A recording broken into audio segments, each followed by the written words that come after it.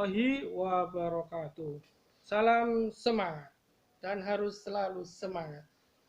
Bismillahirrahmanirrahim.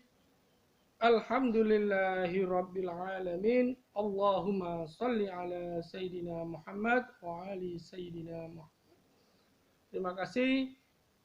Pada kesempatan kali ini saya bertemu dengan kalian kembali dalam materi Geografi kelas 12.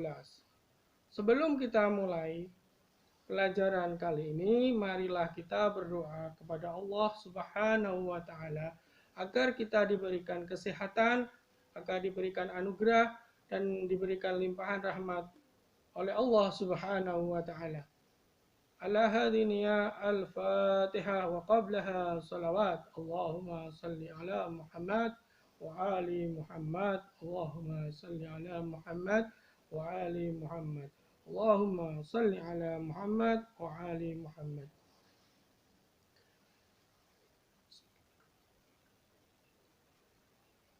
Terima kasih. Selanjutnya kita akan masuk pada materi, yaitu tentang KD 3.1 dan 4.1. Tujuan pembelajaran kali ini kita mengetahui dan bisa menjelaskan apa itu wilayah, apa itu jenis wilayah, dan apa itu contoh-contoh dari jenis wilayah. Pada kesempatan kali ini yang pertama yang akan kita bahas adalah pengertian wilayah. Apakah itu wilayah? Apakah kalian pernah mendengar istilah wilayah?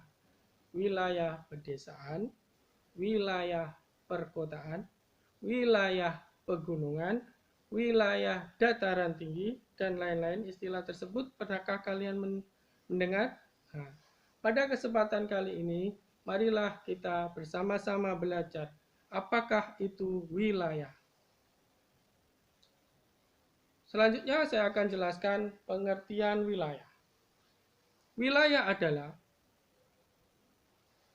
sebuah ruang yang memiliki karakteristik, sebuah ruang di permukaan bumi yang memiliki karakteristik ataupun ciri tertentu dan membedakan dengan ruang yang lain sehingga memiliki batas-batas tertentu disebut wilayah.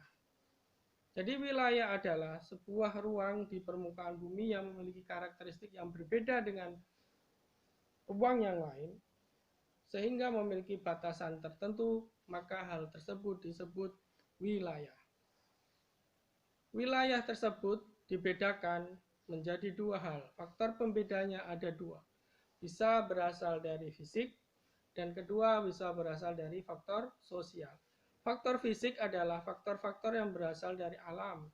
Seperti yang pertama bisa dari jenis batuan, faktor geologis, faktor klimatologis, dan faktor-faktor yang lain. Yang kedua, faktor sosial. Faktor sosial adalah faktor antar interaksi manusia dengan manusia di dalamnya. Jadi dua hal tersebut bisa menyebabkan perbedaan dalam sebuah ruang, sehingga menyebabkan pembentukan sebuah wilayah. Kalian bisa paham? Sekali lagi saya akan berikan sebuah garis tengah ataupun sebuah konklusi rangkuman dari pengertian wilayah. Kata kuncinya dari wilayah adalah sebuah ruang yang memiliki karakteristik berbeda dengan yang lainnya. Titik, itu saja bisa kalian cantum dan kalian ingat dalam-dalam di ingatan kalian. Untuk selanjutnya, wilayah terbentuk karena apa? Karena di dalam bumi tersebut ada ruang-ruang yang berbeda dengan yang lainnya. Jadi dalam geografi, ruang satu dengan ruang yang lain itu tidak sama, persebarannya tidak merata seperti yang kita pelajari pada kelas 1 dulu tentang pendekatan ke ruangan. Untuk selanjutnya kita akan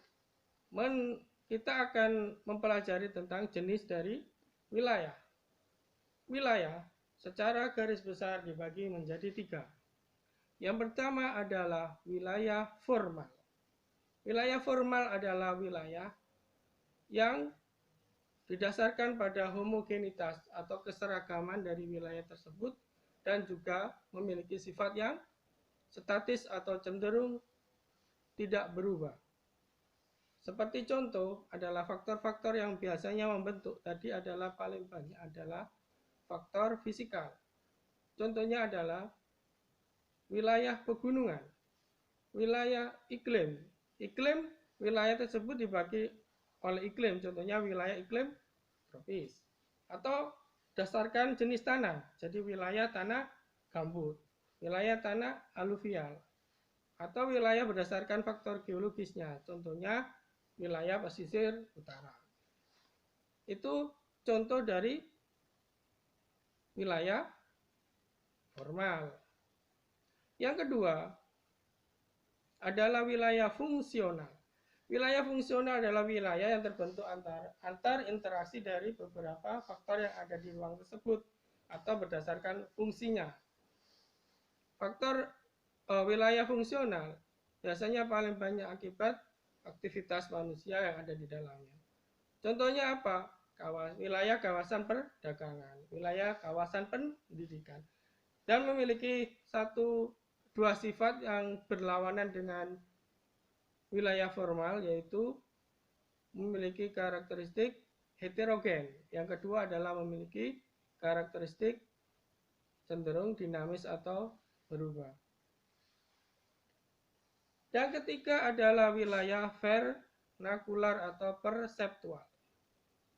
Wilayah vernakular atau perseptual itu adalah wilayah yang dibentuk oleh asumsi atau persepsi masyarakat banyak. Jadi asumsi atau persepsi masyarakat banyak tersebut tentang ruang tersendiri itu akan membentuk wilayah namanya wilayah perseptual. Sebagai contoh, Bogor sebagai daerah pegunungan yang sering hujan, maka di daerahnya disebut wilayah hujan. Bogor sebagai kota hujan.